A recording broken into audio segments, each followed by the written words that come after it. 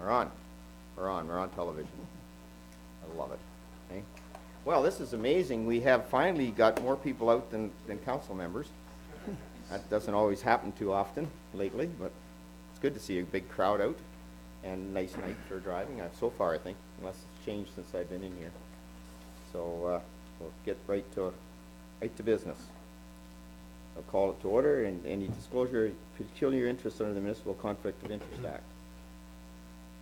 I have one for 9B, Terry, that you'll have to take over, okay? That's good. Thank you.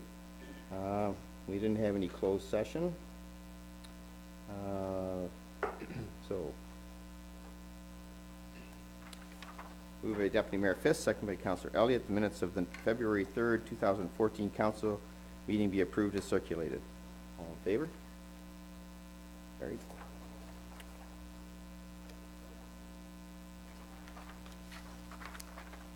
Moved by Councillor Turton, second by Deputy Mayor Fisk, the minutes of the February 13th, 2014 special council meeting be approved as circulated. All in favor? Carried. Additional items, disclose other business. Terry? Anybody else? Yeah, I got one. Ron? And Dave? I'll try to find one. I don't have one right now, but I'm sure I'll come up with something. Okay.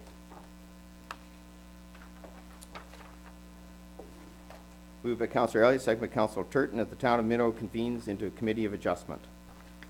All in favor? Okay. That's our first public meeting, right? I'll chair this public meeting and officially open it.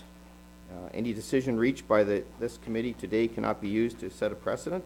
Each application considered by the committee is dealt with on its own merits, and no two applications are exactly the same. The public hearing is to consider a minor variance application file number A314, Neil and Janice Hackbert. I'll call on the Secretary Treasurer White to state the municipal address and legal description of the property and the purpose of the and effect of the application. Date and notice are set. Thank you, Mayor Bridge.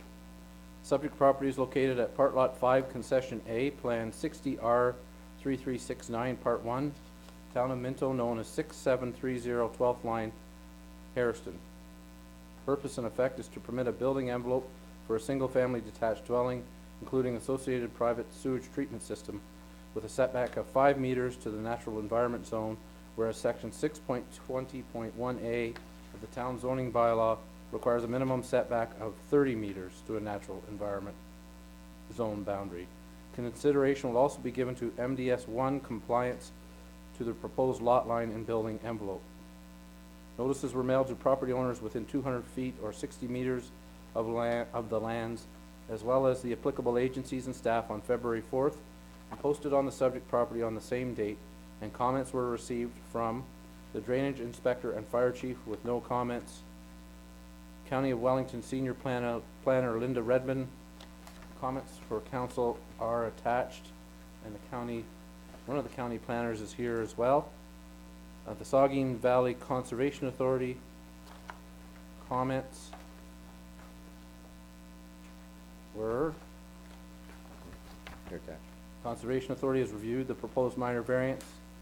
All of the plan review functions listed in the agreement have been assessed with respect to this proposal.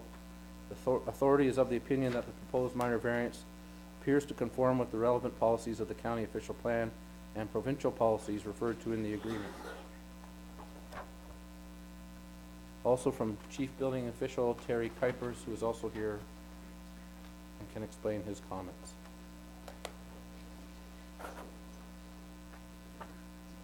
Yeah. You want Terry first or the planner? You want, Mark, did you want to come up? I wasn't going to say anything. Okay. Yep. I can answer any questions. Okay, so if there's any questions, Terry, Mark's here as well. Okay.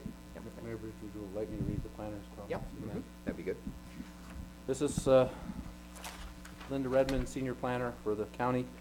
The variance requested are required as a result of consent application B30 of 2013, which received provisional approval May 9th, 2013 for one new residential lot. The variance is being sought to allow a reduction in the minimum required MDS 1 setback from the existing hobby barn on the retained lands and to allow a reduction in the required setback from the natural environment zone to construct a dwelling. The variances requested will provide relief to allow the construction of a dwelling in the future on the severed lot. We have no concerns with the relief requested. This application would maintain the general intent and purpose of the official plan and zoning bylaw and would be desirable and appropriate for the development of the subject property.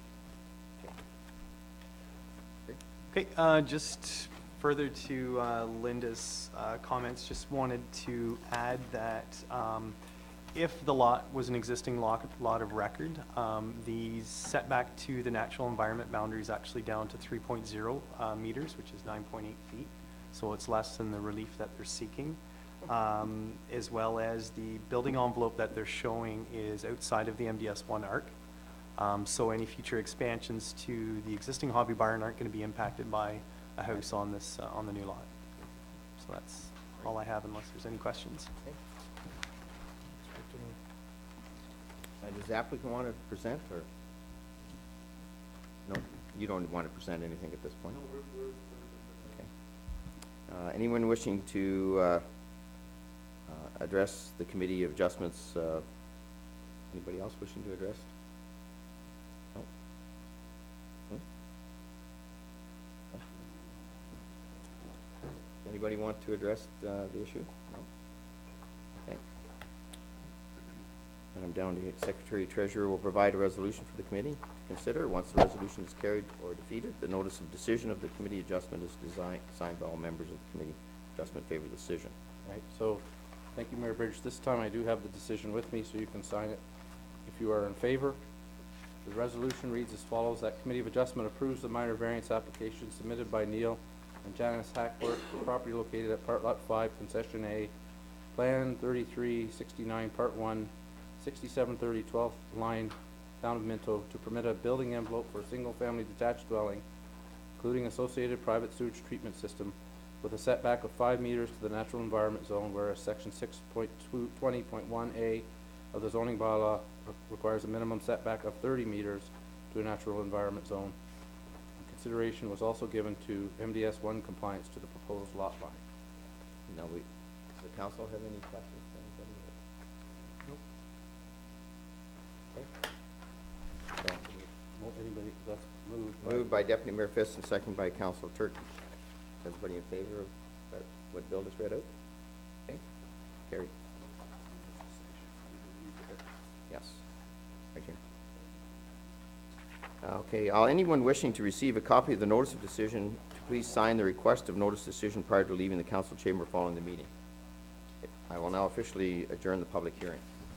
Thank you. Moved by Councilor Elliott, second by Deputy Mayor Fisk, that the Committee of Adjustment convenes in the Committee of the Whole. All in favor?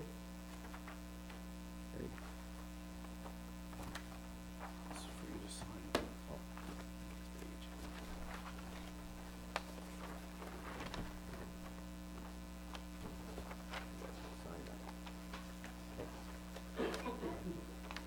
Yes, our next public meeting.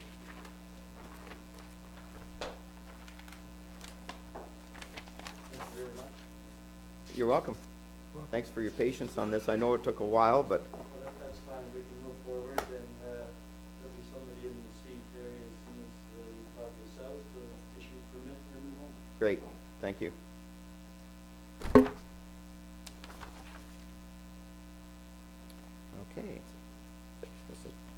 Okay, we'll have another public meeting. This public meeting is considered the amendment to the Town of Minto zoning bylaw number 0186 for the property located at Part Lot 83, Concession D, with the municipal address of 10 Hutchison Street, Harrison, Town of Minto. I'll act as the chair of the public meeting and call the meeting to order. I request any members of the public present to please sign the attendance record.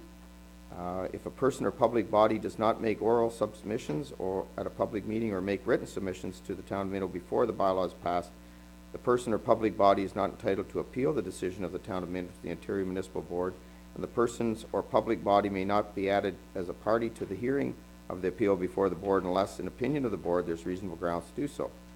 I'll now turn it over to CAO Clerk White to state the municipal address and legal description of the property, the purpose and effect of the application, and the date notices were sent.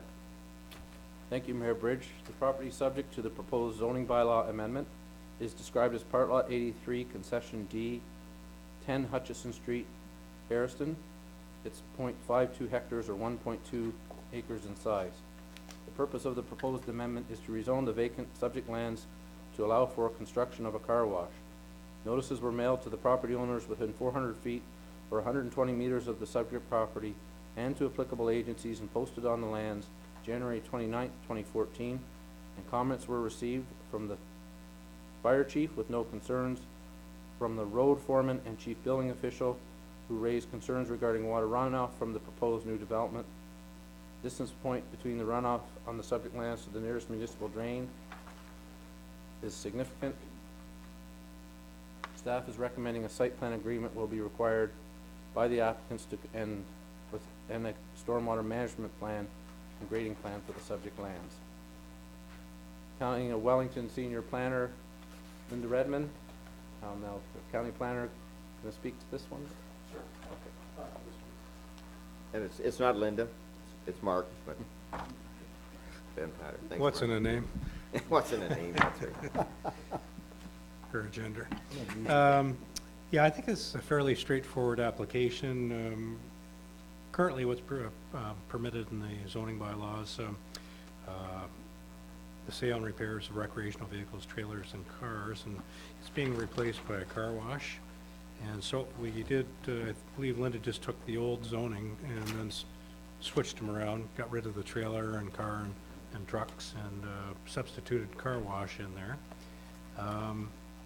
She maintained the minimum lot area of 1.24 acres and also the landscape area around it. It's a fairly important lot because it's the entry to the industrial park, so we just want to make sure that there's some landscaping around the border of the property. And finally, that site plan control is applied, so that can take care of the stormwater management issues. And that's about it, Your Worship.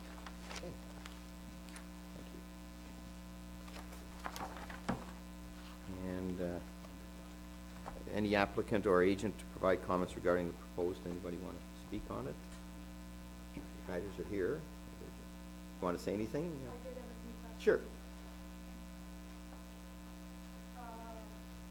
Since it is an open ditch now, I guess we were just wondering what the process is and what the criteria are expecting for the site management plan.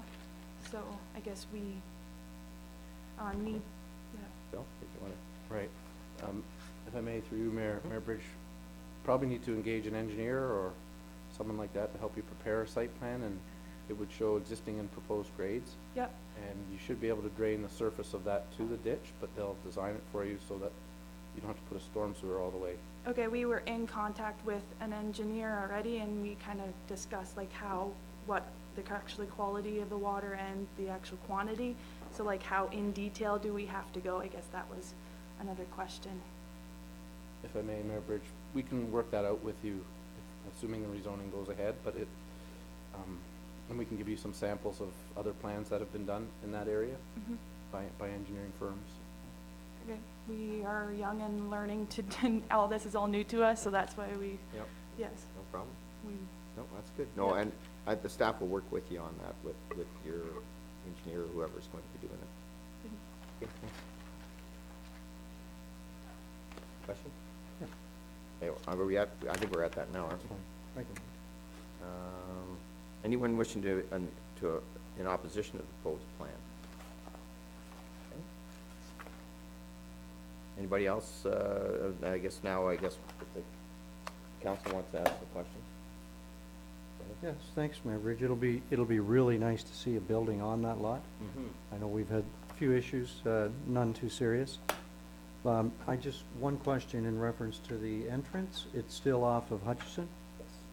No change on that? I mean, the one in Palmerston was changed and a little bit. You'd have, I guess they would have to deal with the MTO on Yeah, that one. for sure. We dealt with the county on the other one, Mhm. so, it doesn't mean that you can't go and apply and talk Yeah. to them, but right now it's off Hutchison. Thank you. Anything else? Terry? Yeah, just the comments from the planner from the county. It refers to Schneider Dowling. Is this a partnership, or is it just that was the previous owner and you're the new owners of the lot? we will be buying. He still owns it currently. Right, thank you. Okay, good. Anything else? Okay. I guess I'll state that if you wish to be notified of the decision of council of town of Minto in respect to the proposed zoning bylaw amendment application, you must make a written request to the clerk of the town of Minto at 5941 Highway 89, Harrison, NOG 1ZO, or by email bwhite@town.minto.ontario.ca. If no further comments, I will adjourn the public meeting. Thank you.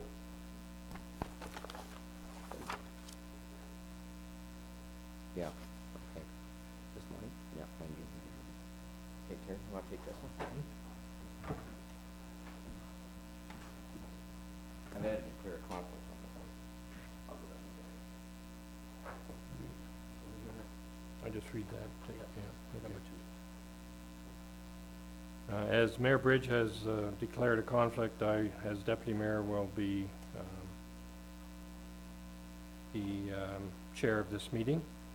If a person or public body does not make oral submissions at a public meeting or make written submissions to the town of Minto before the bylaw is passed, the person or public body is not entitled to appeal the decision of the town of Minto to the Ontario Municipal Board, and the person or public body may not be added as a party to the hearing of the appeal before the board unless, in the opinion of the board, there are reasonable grounds to do so. CEO Clerk White will state the municipal address and description of the property. Thank you, Deputy Mayor Fisk. Subject property is located at Part Lot 24, Concession 1, within the Palmerston Industrial Park.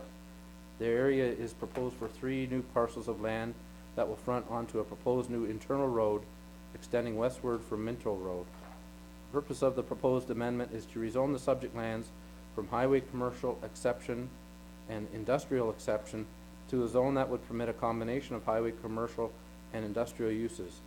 It is also proposed that the H or holding symbol be removed from the M1-35 zone as the development requirements have been satisfied.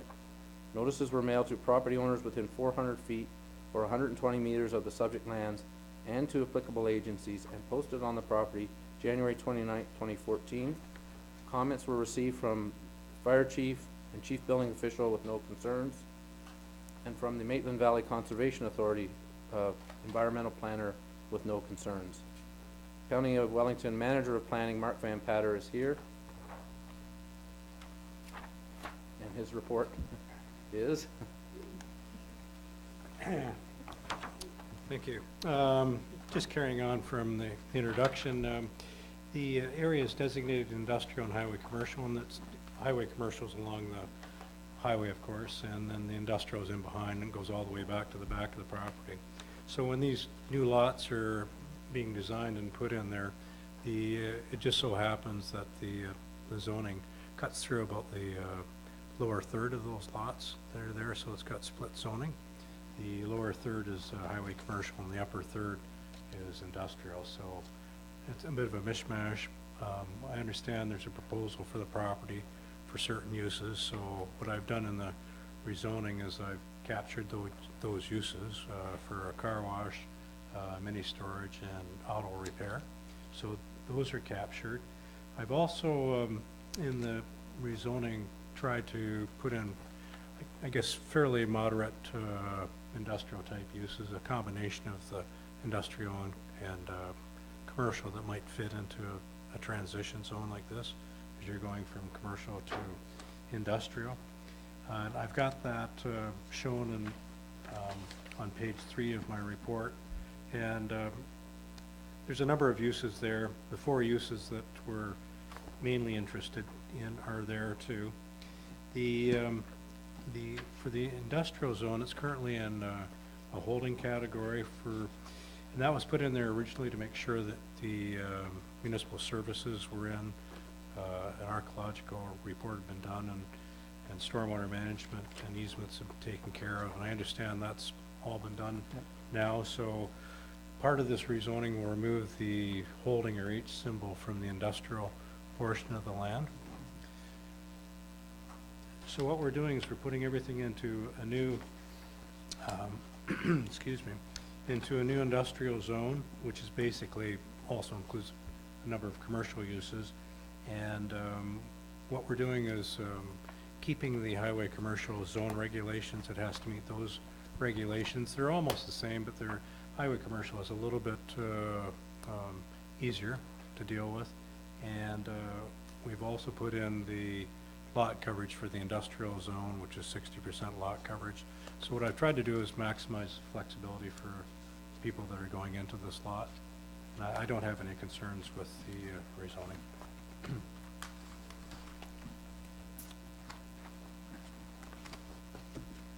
Okay, thank you, Mark.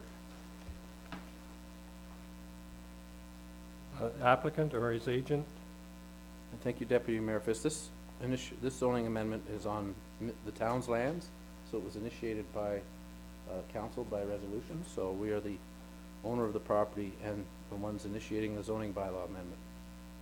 Okay, thank you. Is there anyone else who wishes to comment in favor of this proposal?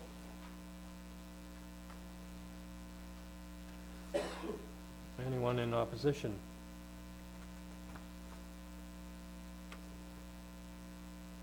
Any questions from the council? Just, Councillor I Elliott. noticed on the agenda that we should reflect on the agenda that calls for Chair Bridge to make also, it should reflect it as Chair Fisk, so that it wouldn't come back in the past to show that Chair Bridge, that the mayor took a pecuniary interest. We'll see a way to be able to make that change in. One question I have, and it's probably of Gord, how, does this have any effect on the taxation rate of these particular lands?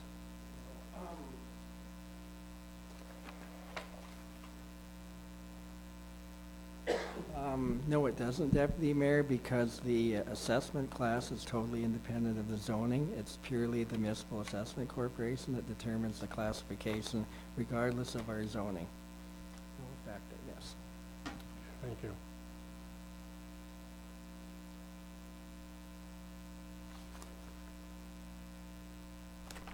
No other questions or comments, and we'll move on. If you wish to be notified of the decision of the council of the town of Minto in respect of the proposed zoning bylaw amendment application, you must make a written request to the clerk of the town of Minto at 5941 Highway 89, Hairston, NOG 1ZO, or be emailed at bwhite@town.minto.on.ca. If there are no further comments, I'll adjourn this public meeting.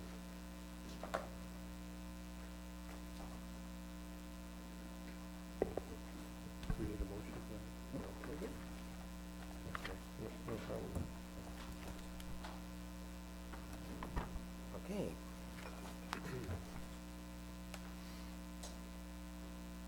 Delegations. I think we have, thanks, Mark. We have now I think we got Luke back in. Is Luke pinch hitting again? And we have Tiffany. Luke and Tiffany are going to come up.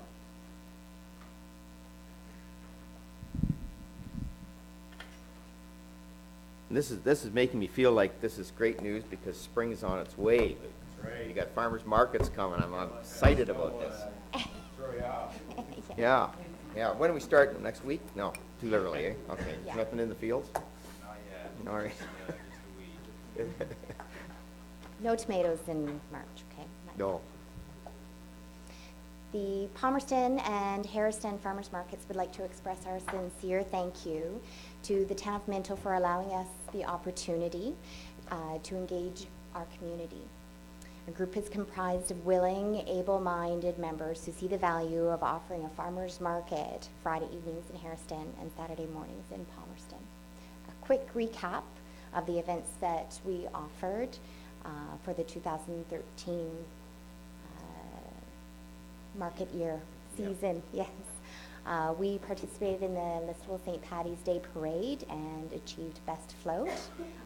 We partook in the Agricultural Society Parade also.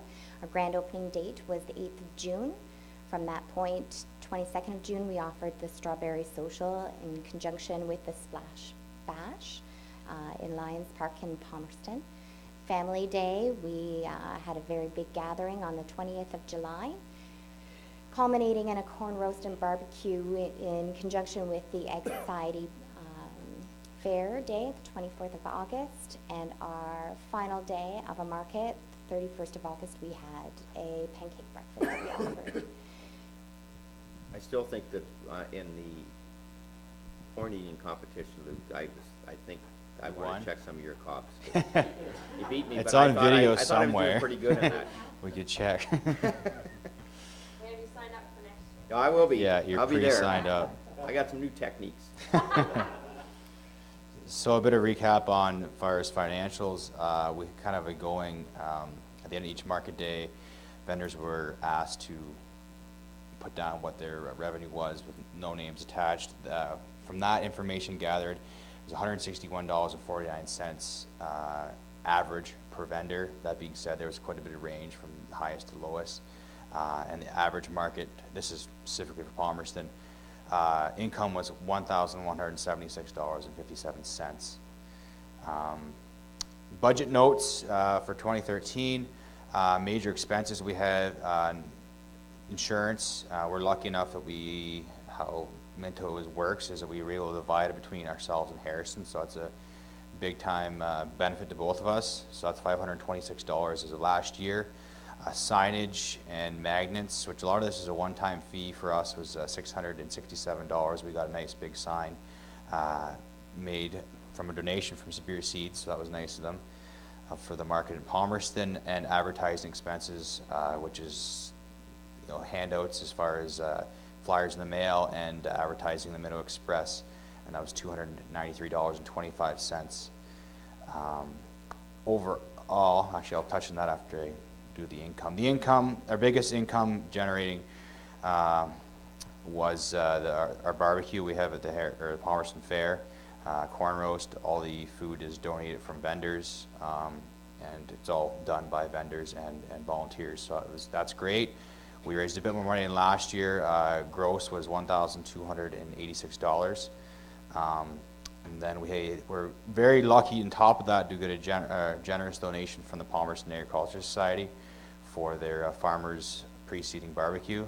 They were able to give us $921.24, and the balance would come into us as vendor income and donations. So at the end of the day, we generated $3,393.24. Total expenses of $2,035.91. We had a deficit coming in a bit, so basically our surplus right now stands at $893.24 for the Palmerston Farmers Market. So we're quite happy with that, and luckily we've been able to, a reserve's been set up from what I understand, and the money has been set aside for us for next year, so that's great. We appreciate that. 2014, we're going to continue some our special event days that Tiffany touched on. Market opening day, I believe, is the 7th of June, and it'll be 6th for the Harrison one. We're going to continue to advertise in the Minto, Mapleton, and North Perth areas. In the past year, we have noticed people from outside of Palmerston coming in, whether from Drayton or from Mount Forest or even from Listowel or even anywhere else, which is great. So we're going to continue to push that, continue with our fundraising events, specifically the corn roast. And we want to look at trying to partnership with the Palmerston Fair. We tossed around the idea of somehow looping that in with the Palmerston and possibly the Harrison schools to loop that together. A Harrison Market, like Tiffany mentioned, it will be continuing for 2014, same place at the old train station, or the senior citizen place, or whatever the recreation place, 3 to 6 p.m. on Fridays. And we had a few thank yous as well. So sincere thanks to the Palmerston Agricultural Society. Certainly Bob McCachran and the train station and his kindly allowing us, the Palmerston Market, to utilize his space and be involved and be a face for the community. Certainly Mandy Jones and Belinda Graham-Wick for their continued support and number crunching. All of the things that both of them have done for us is very much been a great help. Thank you. Certainly Keith Bridge, Connie Robinson, and all of the vendors and the people that come out and support us actually having an existence every Friday evening and every Saturday morning. I said that at the beginning. Yes, exactly. So we do truly appreciate your continued support in the market and its integral supporting role in bringing the community together.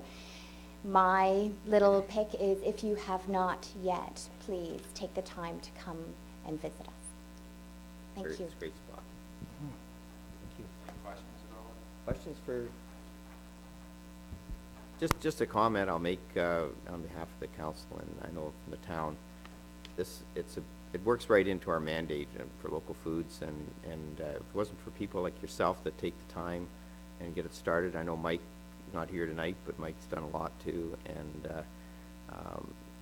I enjoy the Palmerston one a lot because I usually have the grandkids, we go down and we do some stuff, so that's kind of neat to have it on a Saturdays, we get to do that, and Fridays I try to get over to the Harrison one. I know most of the council have been around, so just keep up the good work, and we're looking forward to a really good spring, and I'm going to work on my technique, and we have that corn eating competition. Maybe get a couple more counselors in it, because maybe I can beat them. I don't know. I couldn't beat Luke. He did 9 in 30 seconds or whatever it was. 9? I have no idea. It was 9, wasn't it?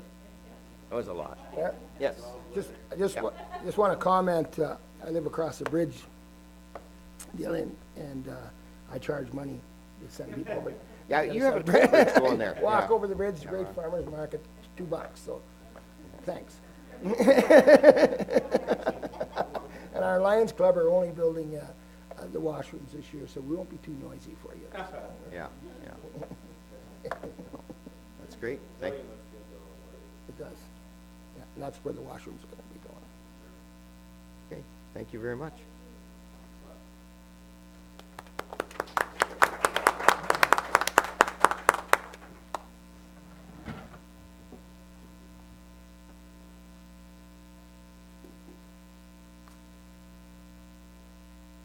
If we get Rob, did you? Yeah, I don't think we're going to start with cogen first?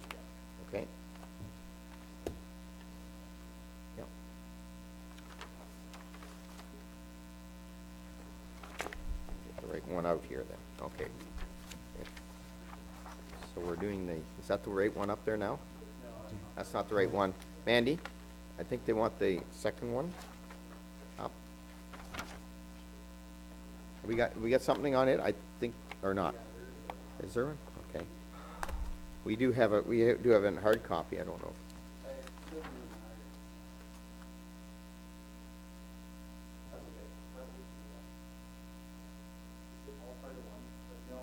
No, okay. So, at the last meeting I had with, Yeah, I hope so. thanks for taking the time to have a discussion on this. I will say though, I may come down to that farming conversation. Well, I know, Luke is pretty good. Yeah, I thought I had a good handle on it, but young people, they're pretty fast. I am from Aurora, so. Oh, well. it's far for me to come. That's right. So, at our last meeting with Gord, I brought it to his attention that there is quite a bit of interest from different municipalities and different clients we work with in regards to the area of doing feasibility studies on cogeneration. So, one of the things the government has done since November is offer to people to do what they call a detailed energy study on the potential for cogeneration site. They're offering up to $50,000 to do that study.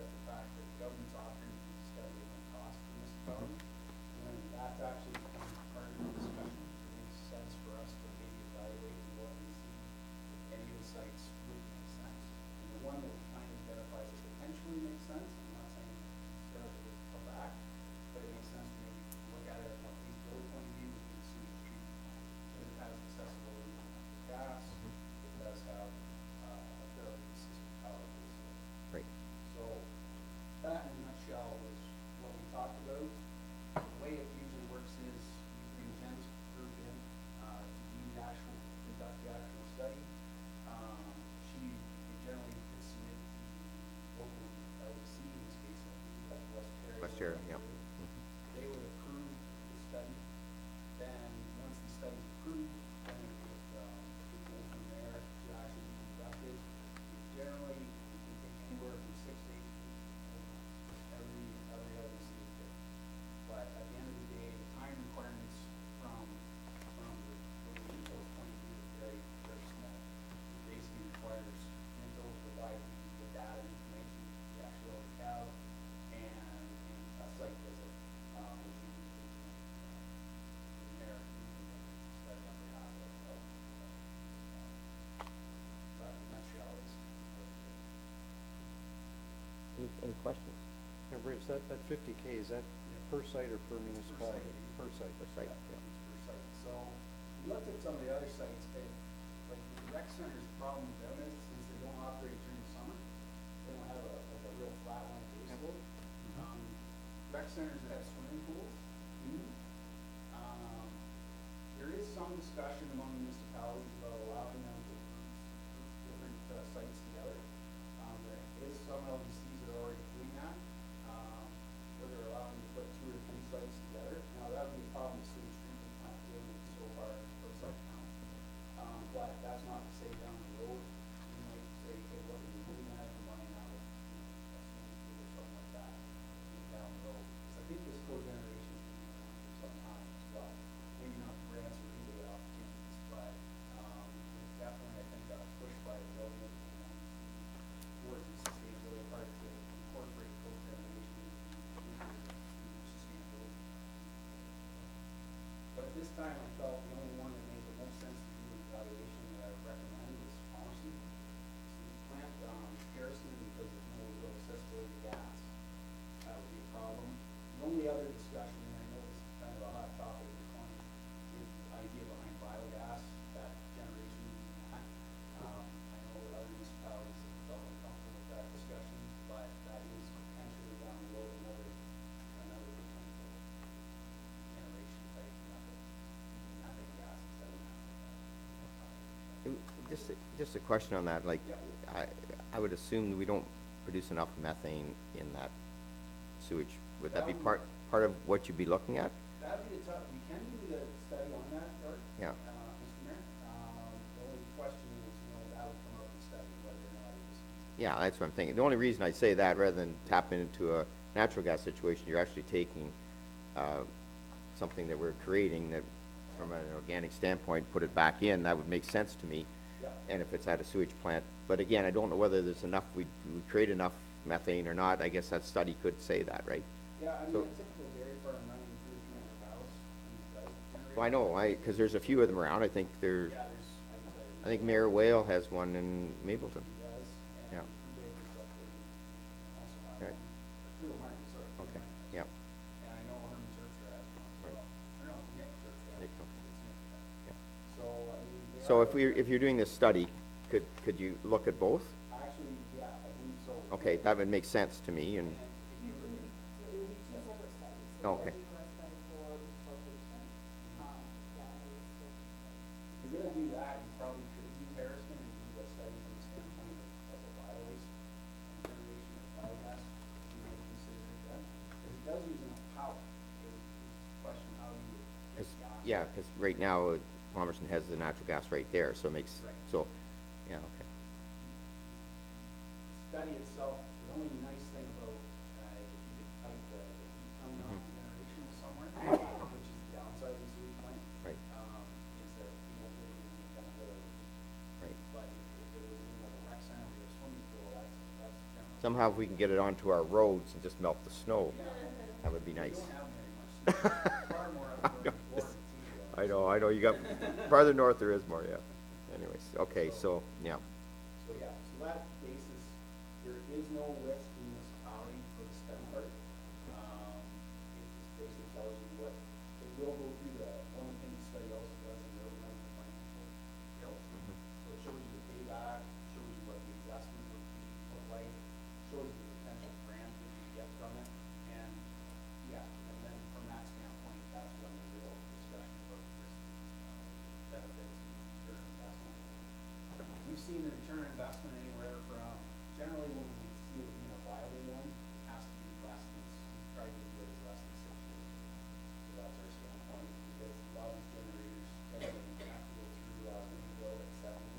gonna say, what's the life expectancy, 7 years? 7 years before rebuild, Mayor, and we have, what we do is a brand new motor in, Okay. replace the old one, it doesn't change all the other pieces. Right. So the other pieces can last, 20, 25 years, but we have to go through a rebuild, which is not significantly less than the first install, but we always like to keep that in mind.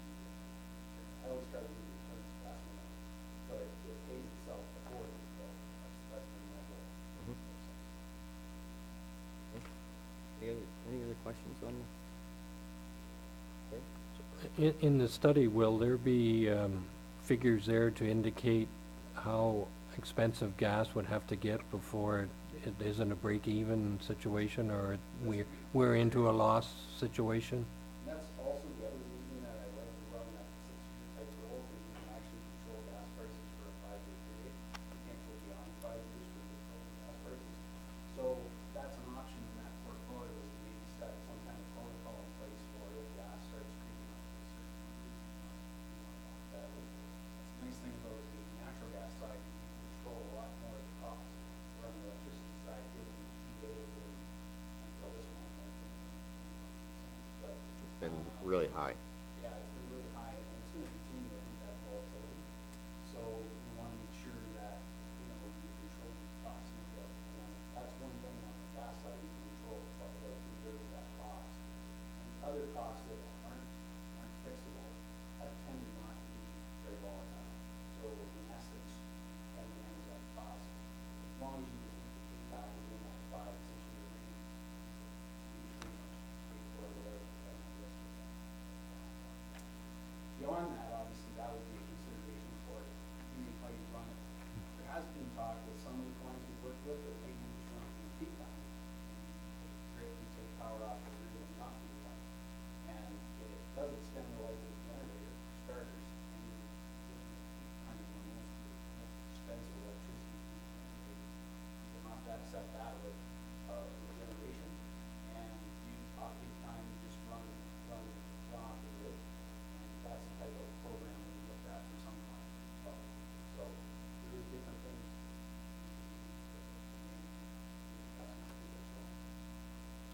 Thank you. You were suggesting that some communities are uncomfortable talking about methane. What's the uncomfortable? I think it's the idea of using human waste. The idea, so, hey. If you're at a sewer plant? It has been a topic that I got Yeah. so, I personally have, if someone came to me and said, along here and said, these guys are looking for him, side of it, I'd be all for it. Mhm. So, to me, that it makes common sense to take advantage of a commodity we have that really, really matters. Is there a smell that comes off of that, or when you It try shouldn't and? be, because there's enough pollution control built in. I'm by no means an expert Sure. on that side of it, but there is pollution controls on these mechanisms. I know for the gas side, one thing that's bends it off is actually buffers through a buffering system. And the same thing on that. From what my knowledge is on that, there is a buffering system put in place. The good thing you're at an area where you're at sewer plant anyway, so that just makes a lot of sense why they'd be. It's also containing methane part in the dome. Sure. So it's a dome that's enclosed, so it actually isn't, that's part of the idea. The way it works with the methane side, in my limited knowledge of it, is it builds up gas, which then the gas is pushed through the generator to actually reduce the power. Okay. Thanks. I actually think it's worth taking time to study on the biogas side. Yeah, thank you, Mayor Bridge. Jen, is the peak situation in this area, is that available? The peak, on peak only? Because, I mean, we've got numerous diesel generators sitting around here idle. Yeah, so, whenever and I directed that question to you because I figured you would know. You're not clear on the question, okay. Sure. So when we run our, yeah, Yeah, that would be the demand response. The only problem with the demand response program is that the generator has to be up to environmental specs. sure. So, now, depending on who the generator is, I guess if you're looking to replace it, that would be a good time to put the study into looking at replacing that generator. That's one option.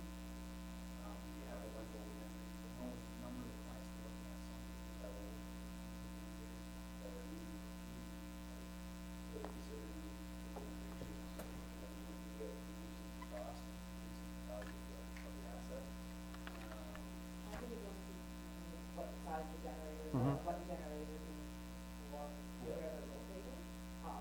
That question is just too hard to get Yeah. an answer. Are you thinking, David, because we talked about putting a backup generator in our budget this year? No, what I was thinking was, when the demand is the greatest, I mean, there's a, and it could be demand response down in the, area in Toronto. They pay, and I mean, I'm getting off topic, so, yeah. So I'll take my question back. Okay. Just like you said, yeah. Is it a totally separate program than the program that we're Clouding the issue. So I guess just my question then is, peak, when you talk about peak. Talking Monday to Friday, Mhm. 7 in the morning to 11 at night. That's considered on peak time. So, you know, generally, when you're looking at evaluating a site, profile analysis, how many hours actually operating during that time, kilowatt hours you're using at that time. Couple things when I always evaluate that before I actually would say, you know, this is, can you shift that load to off? But there's things you can also do to do a profile analysis to say to yourself, well, before I actually spend the money, can I actually download, shift some of the consumption? For example, maybe you run the water pumps to fill your towers at night, you know, that sort of idea. There's other things you can do to evaluate some of that stuff. But from the standpoint of, if you're looking to price standard, Jen actually comes out, a lot of it depends on, you know, what's the usage of that place, you know, what's that. But it's a good, it is definitely something that you can look at.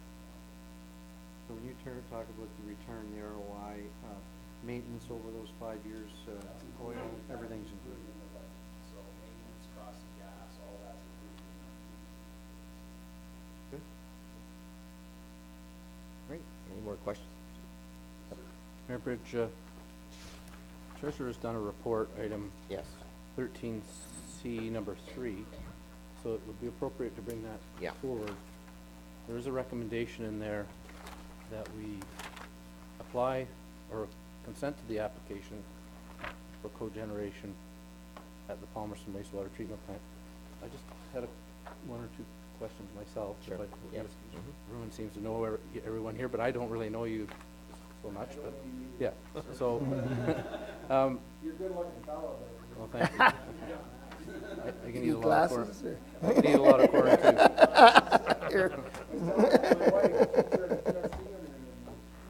I guess who's looking, right? Mayor Page, may I? My question is, I understand Jennifer's role, because you're gonna do the application on our behalf, and Rob, you're here for a presentation later, but are you with EPS AV Energy? ECNG. So we're with ECNG, who's already hired by Minto, by the consultant. Right. So we're already hired and employed by the town of Minto. So this is part of our normal value added services and recommendation. Okay. So who is EPS AB Energy Canada? EPS is a generating company that we have an alliance with.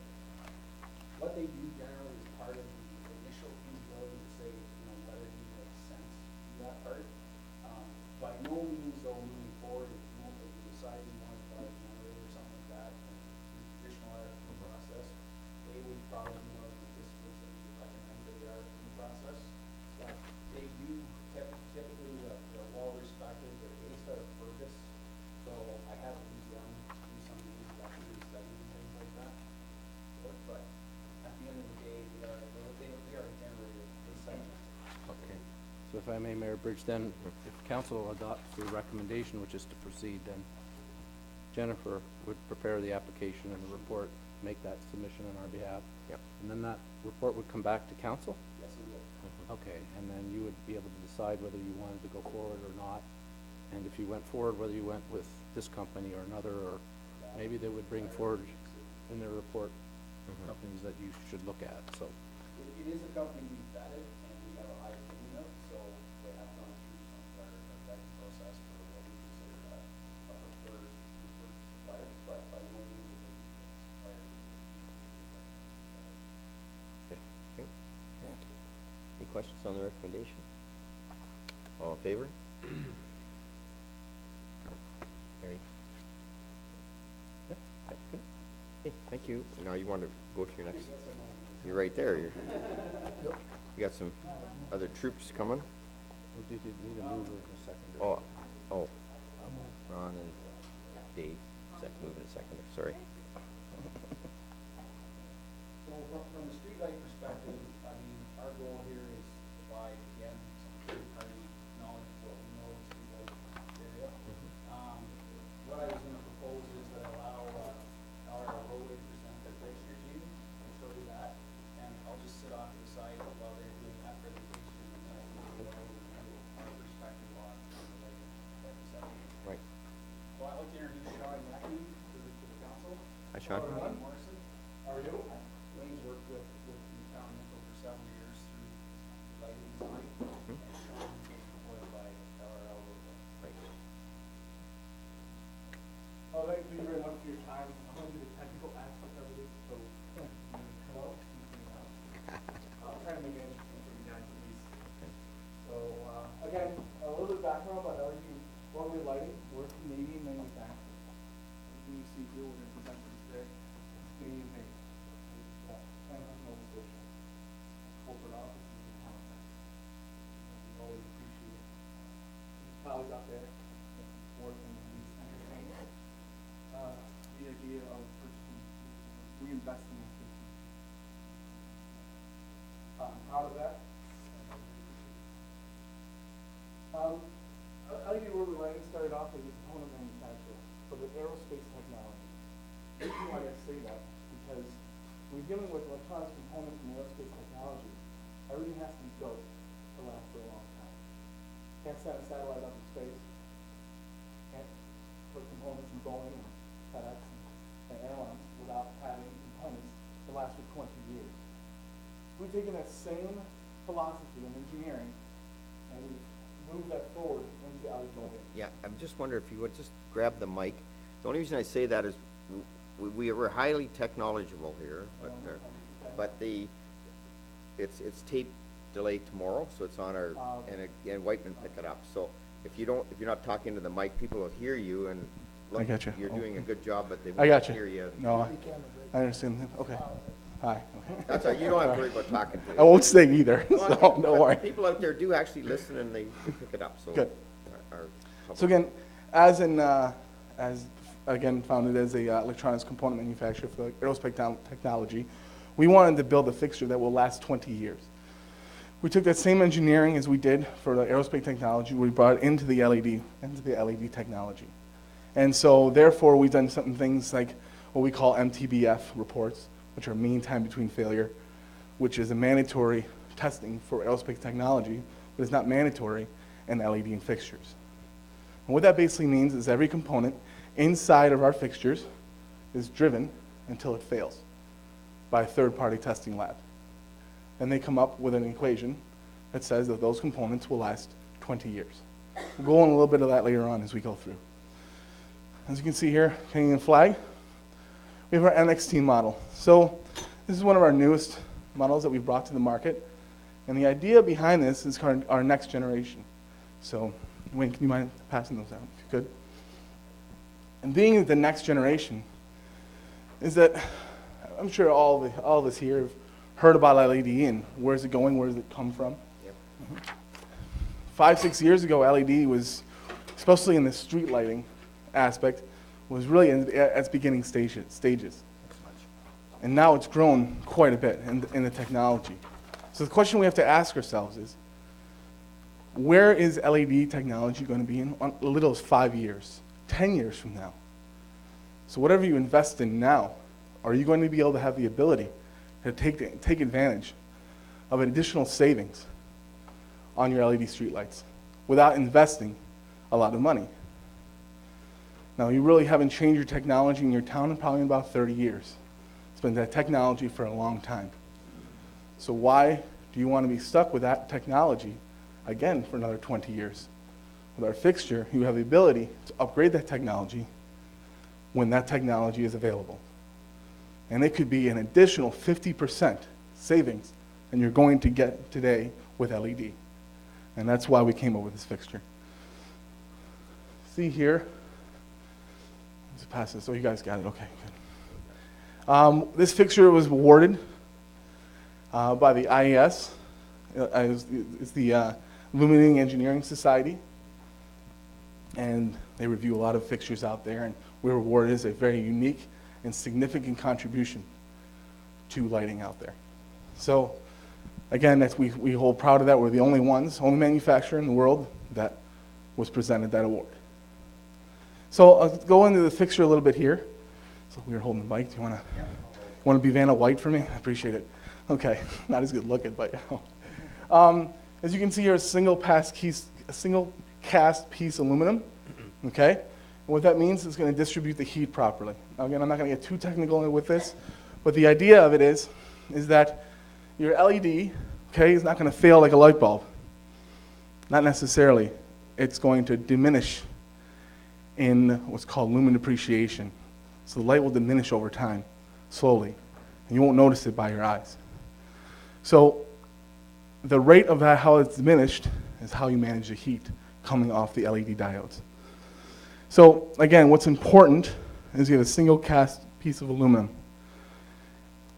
And the reason why, again, so the heat distribution is throughout the entire fixture. Another reason why it's very, very important is because you might have icicle buildup. Icicle buildup, what's the big deal with that, correct? Well, you can have, in your fixtures out there right now, all the heat's distributing to the bottom of the light, okay? Well, all the heat's coming up from the top of the light here, so you can have icicle buildup. What that means, you can have icicle buildup, and all of a sudden, where are the icicles going to go? They're going to fall, and they're going to hit cars. We've designed both of our fixtures to be anti-icicle. So we built these right in Nova Scotia. Go ahead, Mike. Can I just make a comment? Just on the icicle buildup, I have got pictures I've taken. I live in London, and there's 2 stretches of road in London, one around the corner from me that has one of our competitors on, and every time it snows, I've come out and some mornings there's been snow on it. Also, a couple days later, there have been icicles hanging out. I've got photographs of them. A mile down the road, I live near Oxford and Hyde Park, if you know London, Oak Ridge. And Westgate Honda, we just did a retrofit for their parking lot. Same day, within 5 minutes of taking pictures, took pictures of the one on Oxford Street in Hyde Park in London.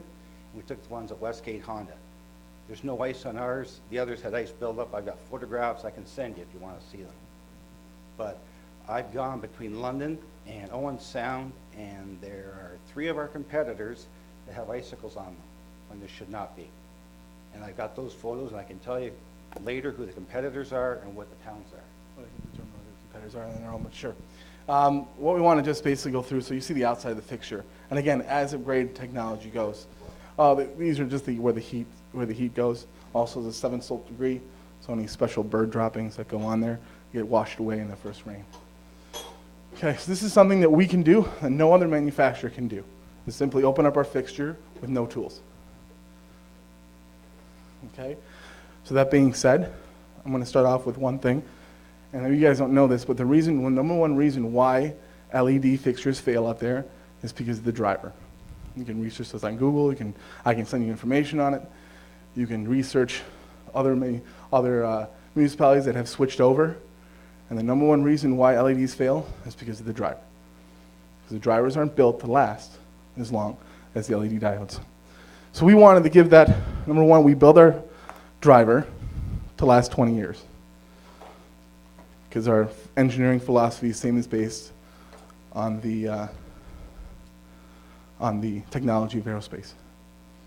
Okay, again, toolless. Imagine the safety. If one does need to be changed, or in the future, the technology increases, the safety aspect. You don't need to take the fixture down, take it apart, simply go up and switch it out. So not only costs, tremendous amount of cost savings, which we put in our proposal, but also safety aspect. Yep. The driver itself is IP66, which means it's watertight and dirt. You can spray it with basically a fire hose, and the water will penetrate, or dust will penetrate for it. But it's also inside of an IP66 chamber, so the only fixture out there has a double IP66. So not only the driver, but the area itself is IP66. Now, the driver being said, well, can I see it's built to last 20 years? Let's start down here. This is inside of our driver. Again, what's the number one reason why LEDs fail? It's because of the driver. And this is a sample of one of our competitors. As you can see here, one of the biggest components are the capacitors. Take the load, and you can see the capacitor size in our competitors. Most of the manufacturers have their drivers, okay? They don't make their drivers. They buy it off of another company. What their primarily business is to sell drivers. So if that primary business is to sell drivers, and they build a driver that lasts 20 years, doesn't say too much about their, not a lot of resale. We make our own. We're not in the business of making money off of our drivers. So that's one of the things we understand. We built this and we engineered this product. Next thing is, I like to call it, for make it simple, it's called the flat array or the LED engine. Let's make it simple and call it the LED light bulb. Again, I simply can take it out, not using a tool, okay? No other manufacturer can do this. Pass it around. Do these blow individually, or is the whole thing blow when they do blow? When they light up, when they do, Yeah. it's very rare that you're going to have an LED diode blowout. That's rare. Usually a failure will occur either in the surge protector or in the driver. That's when failures occur. They don't necessarily blow, they do as they diminish over time. Now as you can see there, the back of the LED is supported by aluminum, which dissipates heat very well. Most of our competitors use a composite backing. Okay? When you go out and you purchase a car, you want to open up the hood, you want to see the components in the car. And if a manufacturer can't do that, we're here to show you what's underneath our hood and the quality workmanship that we present.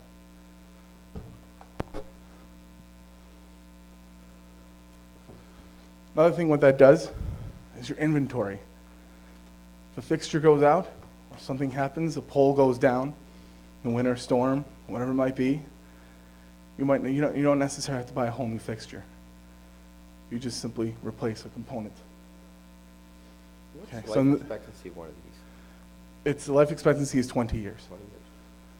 It's a 20-year design life. The other thing we talk about being things knocked over. When Doggett had a hurricane there, Right. or Tornado, a few yep. years ago, Yep.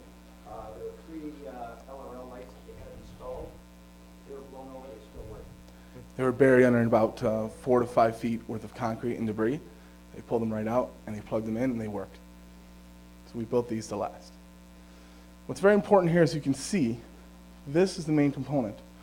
I'll explain to you a little bit about lumens per watt. I'm not sure if anybody here has heard about that before. What basically it means is that the energy that needs to be run to run how many lumens per watt coming out of a fixture. Okay, so right now your HPS is probably around 40 to 60 lumens per watt. Okay, in our LEDs, we produce up to about 125 lumens per watt. That's out of the diode itself. So that means this fixture here is 45 watts, and what will replace your current, approximately doing after a light study to confirm, will replace 150 watts. So 150 watts down to 45. Okay, now what's going to happen when, where's that? There it is. What's going to happen in 5 years, as little as 5 years, that these lumens per watt will generate between 250 lumens per watt and 300 lumens per watt. So therefore, you can take that 45 watt fixture in 5 years, spend $30, send a guy up, change it out, and now it reduces from 45 to 15 or 20. Put that in a business case, over 20 years, where do you stand? So it's not just an initial investment. It is initial investment. You can leave the fixture up there, you can forget about it, but you have the ability to go up and change it out with very minimal cost. Now I talk about lumens per watt. A lot of the other LED manufacturers, I would guess between 95, 115, some of them reach about 120, but what's important are the target lumens per watt. Let me see that again, sorry.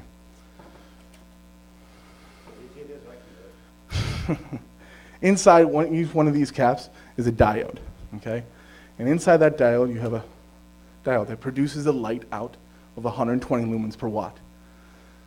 Now, what happens when you put optics over it so you can distribute the light properly? And what happens to that lumens per watt when you put something over that? All of a sudden, the light is being refracted. You're not getting 120 lumens anymore on the ground, and that's what's important. Our target lumens per watt is, we see, under our research, and we urge others to do their own, is the highest in the industry. We're seeing it 74 lumens per watt on the ground, okay? Our competitors are ranging, we see, between 54 to 61, 62. So again, that's why we're able to take a 150 watt fixture and reduce it down to 45. Any questions so far? Imagine your inventory control in your town for your lighting. If you don't necessarily have to stock lights, you just have to stock the parts. You can change the distribution. Some of your streets might need a type 3 distribution, which is sort of like an oval, round shape, about like this. Okay, some of them need a 5, which is more round, or type 2, which is a little bit narrow, of the light spread. Well, what happens if you do the street and all of a sudden you want to change that? We have the ability to do that without changing the light. Just change this. Okay? We also, with our driver, new technology that we have. Question. Oh, sorry. Ron has a question. Continue to talk about how easy it is to service. Who can service? Can we service them after they're up, or do we have to call you people in? You can service them. We have a proposal here today that we can provide that service for you, but it's whatever direction you'd like. So would there have to be special training for a local guy to be able to do something like that? No, any electrician that would install them is going to be absolutely going to be, any electrician can go up there, so can do it. So, except for me, so I'm not an electrician, but yes, anybody. There's no special training, as you can see. That really how easy it is to do it. Another thing is to do for inventory control as well is our driver has an option to have a dial on it, so you can turn up your wattage or turn it down. So let's say you put your fixtures after a light study that we do. This is a light study is all compiled. We provide all that service for you. And you put your lights up, and Mary down the street calls up and says, I don't like this light, it's too bright. Well, you don't have to replace the fixture. You just simply go up, pop it open, and turn down. Okay, so again, we're one of the only manufacturers that give you that ability to do that. Just make a comment on the light study. We actually have gone and done what you have existing in Elora and Harrison, 4 or 5 streets. We've done that, what you've got existing, 100 watt, 150 watt HPS. Is Palmerston's Main Street called Toronto Street? No. No, Toronto is, Toronto's on, is there, Is the other one, okay. by Anyways, TV, I know. there's 400 watt mercury vapors that are being used on the main street in Palmerston. And we did a comparison showing the lighting levels for what you would get from a 400 watt metal halide light, or mercury vapor.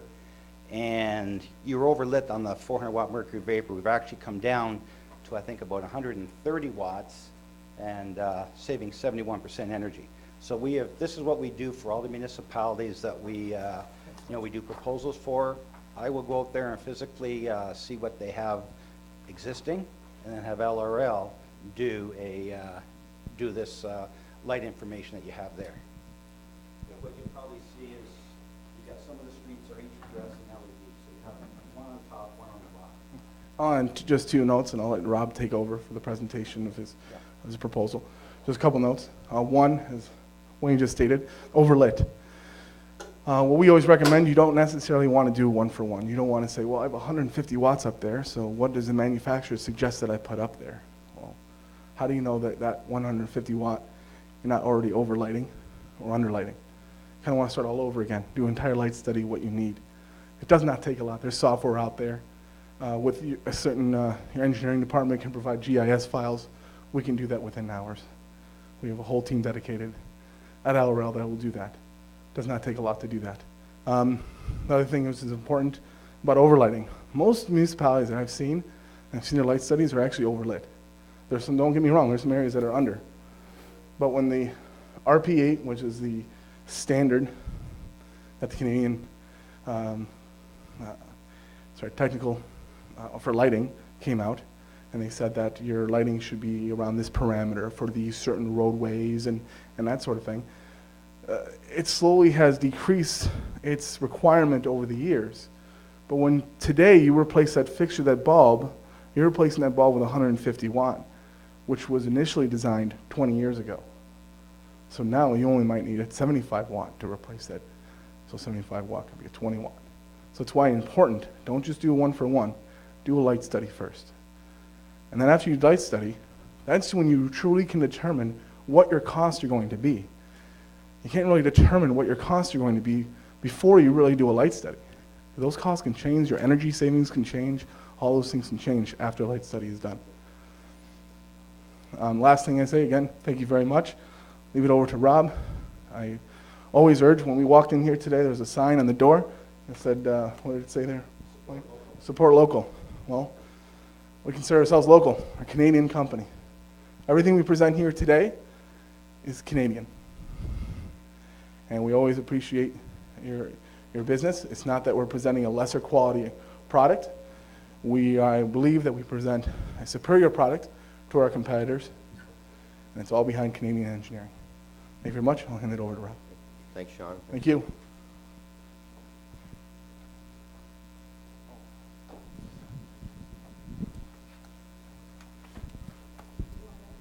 Yeah, for a few seconds. Jen's got a young one that's not feeling the best, so normally I'd have her go through her how she does the grant and rebate work for the lights.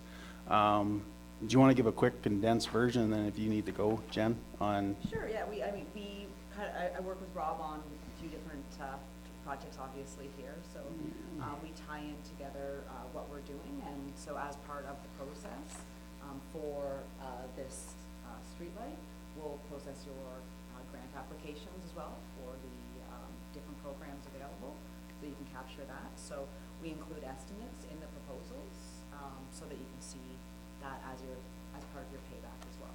So all that is tied in. That simple? So traditionally what Jen does as far as her fee goes built into the program is she takes 10% of whatever the grant is. So she collects, if you don't get a grant, she collects nothing. So that's part of her protocol is that. For the streetlight projects. Yeah, for the streetlight. Yeah, I should clarify that.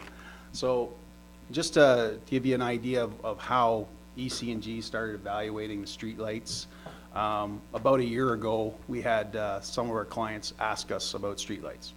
And not only streetlights, but various other lights as well, not just streetlights, indoor lighting and that. So we undertook a process of evaluating what the different companies were that were out there. We did not do an RFP.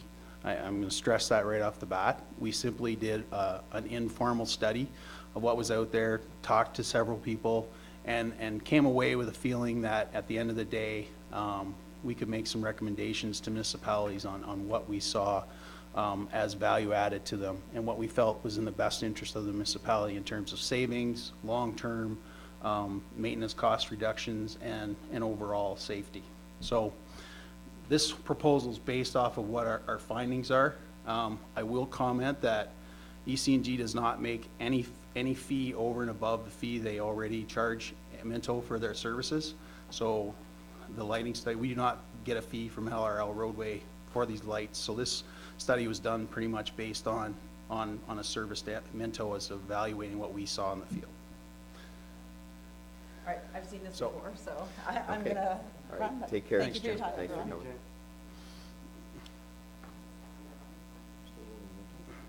How's this one? Jen, do you still live in Minto? Pardon me? Are you still living in Minto? I am, yes. She's floating in Minto right now with her straw house.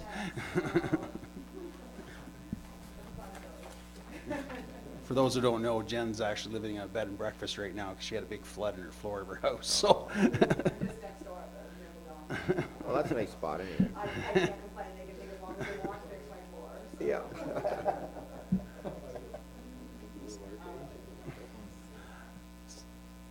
So the mandate of EC&G's streetlight program was to basically, the mandate was to reduce lighting costs to municipalities. In addition, provide regular feedback on how the program is performing over and above the installation. We wanted to be able to provide a sustainability report moving forward so that, you know, you could use that towards further grants or rebate opportunities moving forward. Through that thing, we produced a turnkey start to finish LED program. I will clarify that in terms of the fact is that, you know, we try to be as flexible as we can with each of our clients. They don't necessarily have to have a turnkey with us. It can be parts. It's really up to the municipality to tell us what pieces they want us to do, and we'll do our best to project manage that through that process. Some of the partners we work with on right now on our alliance, what we call our LumaPay Alliance, is EC&G, obviously is us. We've been in business since 1987. We are the oldest energy consulting firm in Canada, and we've seen many come and go. Just to give you an idea of how much gas and electricity we manage close to, I believe we're up to over 100 million kilowatt hours, or sorry, 2.3 billion kilowatt hours on the electricity side, and the gas side we manage 125,000 GJs a day for gas, to give you an idea of the level of gas and electricity we manage for clients. LED Roadway, obviously we've made a decision to recommend their products based on our studies and findings that I'll get into in a little bit. Again, though, that was a position we chose that's the best value for our clients. We use Jennifer's group, RH Sheargold and Associates, on the grants and rebates and detailed engineering studies. We've used Jennifer for a number of years now and find her work to be outstanding. So, if we got into the decorative side, we've just to let you know, on the decorative side, we generally work off of whatever the people that we've affiliated with in the area. In Wayne's case, he uses King Luminaire, so we've used whatever they advise. We try to be more product agnostic on that side of the business, just because there's a number of ones on the decorative side that we see are good quality products, and at the end of the day, we think that it's important that whoever your relationship with, that's probably more important. And I know Wayne has got a real strong relationship with the Minto boys, especially Wayne Metzger, and they've worked on a number of projects together. So we support whatever the initiative for the municipality is on the decorative side. Again, this program, I'm sure you've seen this from the other presentations, but the goal of any of these programs is to have no upfront working capital, you know, apply all the grants and rebates towards the ROI, reduce the variable, and try to reduce fixed costs. That's not always achievable, but hopefully through some monitoring and things like that, if we can identify that there's maybe some opportunity to negotiate with the utility on reducing some fixed costs, we'll look at that. A maintenance service package is offered. For the most part, most of the municipalities that have gone forward have chosen not to use it in our experience. And a lot of that has to do with simple fact that there isn't a lot of maintenance if the LEDs are doing what they're supposed to do. State of the dashboard, art monitoring is available. One of the things we've said to most of our municipalities is when they're evaluating the monitoring, they might want to take a look at it more from the perspective of evaluating all their monitoring needs, not just the street lights. There's a lot of opportunities to create efficiencies, and if we could get back here and have another discussion with Jen on some grant and rebate opportunities available on monitoring as well. But at the end of the day, I think there's a real opportunity for municipalities to take a look at their overall monitoring needs moving forward, as they need to prove more of the sustainabilities with municipalities towards the government programs. And that's something I've stressed with most of our municipal partners, is they should look at the monitoring as a separate entity and evaluate it as a comprehensive package, because there is some real opportunity on that perspective too. Obviously, reduce greenhouse gas emissions, that's a big part of this. LED is very much green friendly. Allow clients to be compliant with new, again, and reduce long-term maintenance costs, provide a minimum of a 10-year warranty. In truth, I would like to see, I push for the most part to try to even get up to 20 years on some of these warranties. So that's a mandate from EC&G to, you know, to promote the idea of a 20-year warranty with lighting companies. So some of them do, some of them don't. Scope of Minto's project, replace 928 lights. Currently, these fixtures consume approximately 653,000 kilowatts. That should be watts. I should change, I could update that. But at the end of the day, the key point to this whole thing is the variable costs. That's the part that we hope to capture in terms of any lighting program you do. When I run the analysis for Minto, your variable costs right now are around 11.1 cents.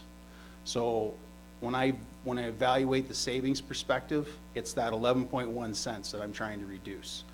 We can't reduce, obviously, the HST, and we can't reduce the fixed costs.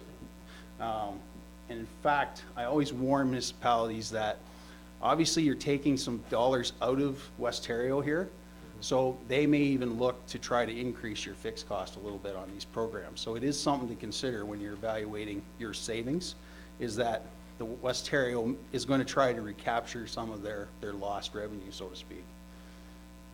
And I just went through the variable cost being part of that. One of the things we did when we looked at different lighting companies was we took a look at what their manufacturer specs were. This is not a test, this is not, it was just simply we took all the manufacturer specs, put it on a spreadsheet, and this is what kind of came out of it. And one of the things we pointed out to clients is that the LRL product, as Sean said, from a manufacturer's specs and an OEM manufacturer's recommendation, what he said about targeted lumens is accurate from what we've gathered through our information. And they tended to be the top of the pile, so to speak, when we were evaluating that. So one of the important things I always tell clients when they're evaluating streetlights, just because it says 100 lumens doesn't mean that's what's hitting the ground. So it's important when you're testing to know what's actually hitting the ground. Part of the project, obviously, is if you're going to have these lights in for 20 years, you have to evaluate it based on what inflationary costs are going to be. So we use 5% on the variable side for the supply, the commodity side. On the maintenance side, we use 3%. So when we did our calculations. So to give you an example, over 20 years at 5%, your electricity cost could be as high as 17%. That's not current, that's what we project. And I think that's fairly conservative, actually. Most of the programs I've seen out there, that's the typical type of numbers they're using to evaluate, and I'd say that's a reasonable and accurate thing to do.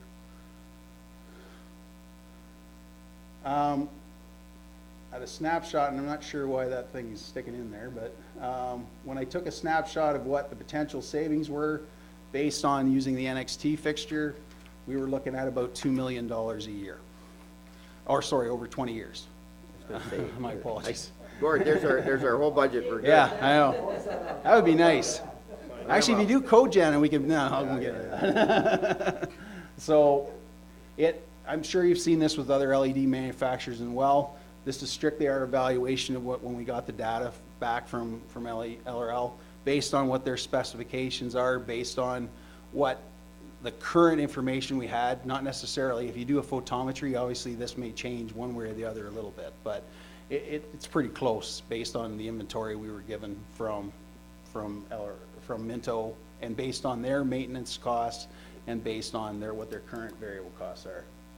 So if you look at the payback period, this wouldn't include the install. This would just be evaluating if you put the lights up and had them run, how would they evaluate on their own if you had the money and everything without borrowing it.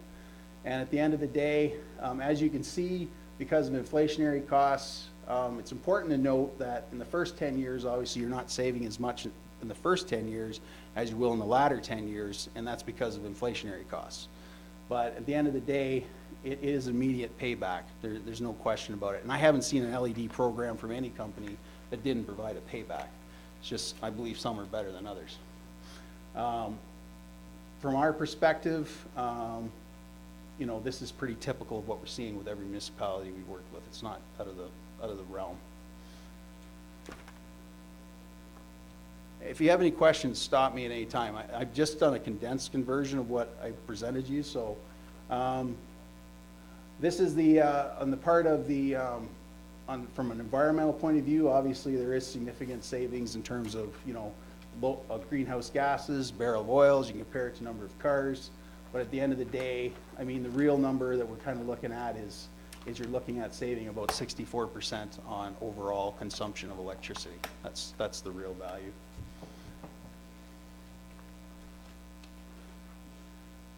When we did a snapshot, and we don't always, believe it or not, we don't take when one of our suppliers gives us their numbers, we don't always believe them, so we actually do our own analysis, believe it or not. So when we take a look at the numbers that were given to us, and we were to apply that to Minto's project, take a look at existing kilowatt hours of 653,000 kilowatts. With the implementation of LED, you could reduce that to 283,000 kilowatts. Using the inflationary number of 17 cents for the kilowatt hour. On the annual energy savings, we were forecasting about a $62,000 savings on just that piece. When we look at the maintenance side, and you looked at existing maintenance costs, and we factored in 3%, about $44,000 a year would be your maintenance cost over the next 20 years if you did nothing. Because a couple of things that we liked about the LRL, and I'll get into that in a minute, but basically you're looking at virtually this being a maintenance fee-free program if it does what it says it does over the next 10 years. And to me, that would be the expectation of any LED program that I would adopt, is that your maintenance cost should be essentially zero or next to it. Aside from the fact that there is some small, obviously there's some small failures in that, and there could be a few incidental maintenance things, but overall it should be zero. Yep. Our failure rate is about 3%. We have more LEDs installed in North America than any other manufacturer. So that gives you a sample of where our company stands. And also, if you look at it, we have the least amount of failures. That's what we see out there. And we have right now over 200,000 fixtures installed and going, and we have less than 400 failures out of those 200,000. So where are you going to stand in 20 years from now? Again, we see that as one of the lowest failure rates in the industry. So from our perspective, revenue neutral for Minto was any project they were evaluating. In order to make it at least revenue neutral, it had to be less than $8,900 a month. So that was the basis of that. When I ran the numbers through this, you'll notice that there is an LDC rebate built into that. I didn't get Jen to run those, but that's based on approximately what I would expect your save on energy rebate would be. She, again, I said, takes 10% of that. If you went, I could actually confirm that number to be what exactly it is, but I would expect it to be in that range based on, this is a similar program to some of the other ones we've done. LRL costs on this project, $308,000. Installation, I used Murray's Electric, got a quote from Murray's Electric for based off of what they would have do for the install. I added in a factor for wiring replacement in that, so $69,000 would be a quote through Murray's Electric in Mapleton. We don't have a preference on the electrical side. In fact, we very much openly promote on the electrical side that we use local entities to do that. I just happened to get a quote from him, because he's actually on the North Perth project. Murray's is the recorded guy for the install on that. Financing, I approximated 3.5%. Again, that's based off of what I felt, if you use government infrastructure money, or what the money available, that's pretty close to what we're seeing out there on a 10-year type term. So that would be about $75,000.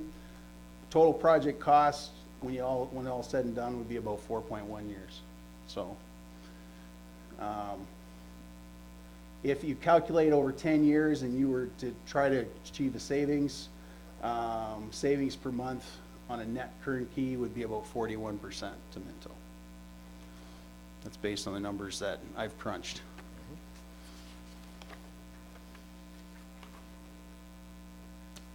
Any questions on that? I seem to be missing a slide in here. I don't know where it went. Oh. Before I get into this, I'll go over a couple of things that why we like the NXT over and above what Sean said. When we evaluated the process through what would be the best value to our municipalities, one of the things that I felt was very important was, while most of these the quality programs we're seeing out there, and there's several good quality programs out there, were focused on the first 10 years. EC&G took the initiative of what happens when the program is up after the next 10 years. Because most of these life cycles I'm seeing on projects is 20 years. So it was a simple question I posed to anybody in the business was, well, what's going to happen for the municipality in year 11? And most of them came back and said, you know, well, it's obviously now the municipality's risk. And I had a little bit of a problem with that. In terms of, you know, being employed by Minto, you know, my concern is if someone's going to pitch a 20-year program, it's important that the light has a 20-year perspective. And one of the things we liked with the LRL product was the driver actually has a rating of 22 years. So if, as I've been told by several, and not just LRL, but several of the manufacturers out there, that the driver is a key piece, for us that was a very important piece, because it meant that a lot of the drivers that are being warrantied on the OEM side are 5-6 years. While it's true that most of the programs out there would support it for the first 10 years, typically we were going to start seeing driver failures in the second 10 years. So in order for me to support the numbers that were being quoted to me, it was important that I could present to council that the warranty, or that the product's been tested to support that 22-year. Most of the diodes I've seen out there on all the street lights are 20 years. Most of them are of good quality. I'm seeing a huge difference in them. Power surge protectors is the same thing. You want to make sure, because if you have to go up there and service that thing from 10 to 20 years, that's a cost to the municipality. It's really not embedded in a lot of these programs that I've seen. So it's important for me that all components in the light had a 20-year capability, not just the first 10 years. And that was a big part of EC&G's decision to recommend the LRL product, is that we felt that one gave the best potential to the municipality to last the full 20 years. And they've been tested to prove that. A couple other things we liked about the LRL product was it was compatible with smart grid technology. The monitoring system they do use is compatible with what's being used in the LDCs, which was another important piece for us. And the toolless part was really what made us, before the toolless came out, we were going to take the initiative of recommending probably 2 or 3 different lights. But when the NXT fixture came out into the picture, that gave us the kind of the third piece in our, and what we did was we took a scorecard. We compiled 30 questions that we would pose to each manufacturer on whether they complied or not. And when the toolless came out, one of the things that we realized about LED technology, much like several other things, is the first question that comes to mind is that diode plate going to be in there in 20 years? Because the reality is there's probably going to be something that comes out in the next 20 years that's so efficient that you're going to replace it. So you probably won't replace the driver, but if you had to replace the diode and you had to spend $150 to put a lift truck up there, which one of the products was going to actually be the cheapest to interchange? Well, with the NXT fixture, it was simply pull the old plate out, put the new plate in. It was going to be relatively cost efficient. And yeah, sorry, that was an example. You're correct. It's 150, you get it both once. Yeah, Change it out, sorry. come back down. With any Yeah. other fixture, you have to go twice. Take it Yeah. up, bring it back down, bring it back to your shop, take it Yeah. apart. Put it back together and put it back. In the case of Minto, On the LED engine itself. yeah, in the case of Minto, that would be something Wayne could do, Wayne Metzger. I mean, he could go up and change the plate, pull plug, glue it. We felt confident that this product actually would allow the municipalities to do something like initiative that and keep the costs in line. They could do something like that on their own. If, and again, that's if the technology warranted you doing that. And I have seen several of the fixture companies out there now working that are telling me that they're in the process of researching diode plates that are twice as efficient as they are today. Well, if that's the case, maybe in 7 years' time, you make the evaluation that is cost feasible to switch out the diode plate. So you want to make that as easy as transmissible as possible, is one of the goals of this program. The other nice thing about this one was that we liked is most of the municipalities we're working with aren't implementing the monitoring right up front. They're holding back on that part. This one's very simple to upgrade to the monitoring. You just screw that cap off, put in the antenna, and you know, calibrate it to Wi-Fi, and away you go. That was another thing that we really liked about the NXT fixture. It was very easy to do that. So at the end of the day, you know, it met all the criteria that we had set out. If anybody wants to see that scorecard that we've done, I'm more than happy to provide a copy of it. I can provide a copy of that to Gord if he wants to see what each of the lights compared as far as in that compiling process. But, you know, at the end of the day, that's why we've been recommending NXT fixtures, is that we just felt it provides the best value back. Questions? You were mentioning that West Area will probably want to claw back some of the money that they're going to lose. How would they do that? And how would that affect the cost here? Well, I mean, and I've heard this from several of the LDCs, it's not from West Area, I've heard that run, but they pretty much told me if they have a budget, they're gonna try to recoup that in some manner or another. And the way they can recoup that is through their delivery costs. So it is definitely something you gotta take in consideration when you're evaluating your savings, and it's not just, it wouldn't matter what program you looked at, that is a consideration. One of the things I've kind of say to people is, and this is one of the recommendations we said is, you know, try to partner with try to include your West Ontario in your discussion. You know, make sure they're involved, make sure they're supportive of what you do, and not just West Ontario, if it was Hydro One or any of them, you know. Keep them included, keep them involved. It will only do you benefit. It's not gonna do you any harm. So keeping them as a partner, because they are your partner, you know, at the end of the day, you guys actually own a piece of them. So, you know, at the end of the day, I think it's worth your time to consult with them and make sure that, you know, all the things you're doing are gonna best maximize your value. Is that kind of included in that payback that you were talking about? Or I didn't include that in the payback at all, Ron. I mean, it's pretty hard to do. And it is, the one thing, it's included from the standpoint, I haven't reduced the fixed costs. I wouldn't, anybody who comes in, and any program I've seen, you know, being offered right now, there's a couple that have included it. There's nobody here today that I would say has fit that category. So, you know, most of them have done the way I would have evaluated it in terms of just evaluating the variable costs. Yeah. Thanks. No problem. Through you, Yes, Terry. Mayor Bridge, you keep repeating how important the driver is, but did you mention what it would cost to replace the driver? I missed that if you did. You're looking at around, at a time, let's say when you want to replace it, like right now, a driver would be replacing it around $40 to $50 for replacing it. Not a cost, that's going to be used in a matter of years, depending on what driver you want to replace it. Technology, that's not great, but again, we see that around $30 to $40, around 5 years. It's the part, it's not so much the cost of the driver, Terry, that concerns me. It's anytime you have to go up that pole and there's no warranty involved, there's a cost to the municipality.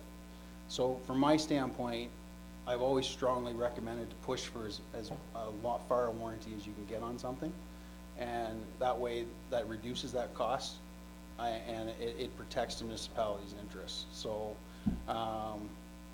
you know, you could be easily looking at $100, even sending one of your own employees up that pole. I mean, he's being paid an hourly wage, you know, he's got his benefits. Anytime he's gotta go up that pole to do something, there's a cost. So it's more than that $50.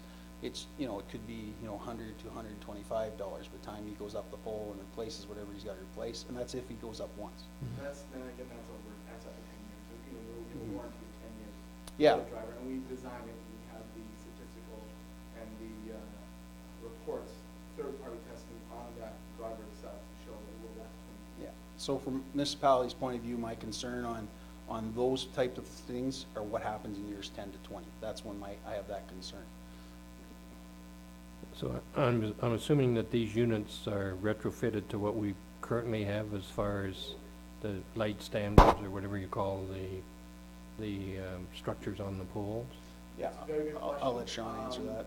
Again, you're, you know, looking at your poles, your current infrastructure, so we design these to, the broad answer to that is yes, but of course, you kind of want to just, have your structural engineers in-house, to provide the data, what's called EPA, which is basically the weight, the load that's going to be put on the poles, making sure that the fixtures going on them is going to be, the whole tension, because that arm was designed to hold that fixture. So the weight of these are very, very close to what you currently have. And the EPA, which is the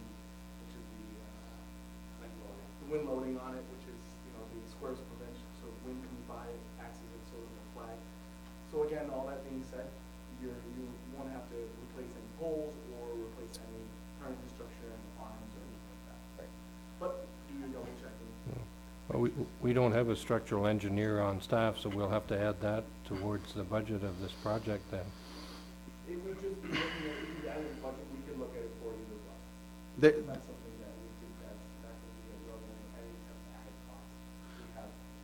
We have those details. Road mapping is something that I think is an important piece of this, and no matter what you do, and the road mapping, there's Huron Geomatics is one of the companies out there, I know it does a lot of that for different municipalities. And there's other benefits besides the streetlights when they do that.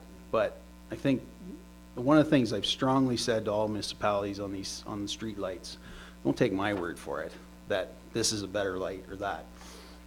For the amount of time it takes to put up and run a test, and that's where I'd start talking to the LDC about it, is work with your LDC to conduct a formal trial on the lights and see who comes out the better. And if one manufacturer's better than the other and you're confident of that, then you can go away saying, I've done my due diligence. And a lot of the LDCs are now running some trials, and we have 2 or 3 that are actually conducting some research trials themselves. It doesn't take a long time to do that. A 30-day trial will give you a pretty good indication of, foot candles on the ground, is this light doing what it says it's gonna do? From our perspective, that's good practice. That wouldn't be West Terry though, if they don't do streetlights. No, it's not West Terry. That's what I'm saying, like, we have to do that test ourselves right now, because Yeah. they don't do streetlights. But I see your point with dealing with them, and I guess in what you talked about, and I wonder if part of their mandate is to save energy as well. They have to and they're not making those guidelines yet. No. So, and we get some money from the government to do that program. When you talked about them raising, so this would be an opportunity for them to maybe make some of those goals that they've been trying to get. Yep, for sure. Which they're not getting even close to, and they're not getting there by doing a few in-house. No, it's gonna take a lot more than streetlights to pull that all off. Yeah, but I mean, it will help. So Yeah. I'm not sure that I really buy the fact that they're gonna have to up your delivery costs, because they have a mandate to save energy as well. And they have to go through the whole process of raising it. I'm hearing that, George, to be honest with you, I'm hearing that from a couple of LDCs. But I'll ask that question, I'm on Yep. that board, so. You should. The economics behind that a little bit. Yep. I understand. I agree with that too. What happens with, obviously, we reduce energy, and it's a mandate, we reduce energy, they have to buy power less, right? Yep. So Yep. what stays the same? It's like anything else, we still have to, Pay the people, yeah, operating costs. and we have to get, the infrastructure has to be there to bring it. Where it becomes a bit of an interesting subject on streetlights is what we found, is we've got a couple of clients that actually are able to, the thing with streetlights is it's a guesstimate on what the delivery is, like, Yeah. they've set the number. We have some that actually are metering it and can prove what their actual demand is. And that's where the real negotiation starts, is when you can prove it, what it is, and you start trying to negotiate it down, that's when you get some resistance. Well, I do believe, Gord, if I'm not correct here, they just raised our streetlight costs, did they not? We're not metered, but they did increase delivery our costs? cost. Yeah, So the they're delivery anticipating costs. that, I think, a little bit. There's probably some anticipation in that.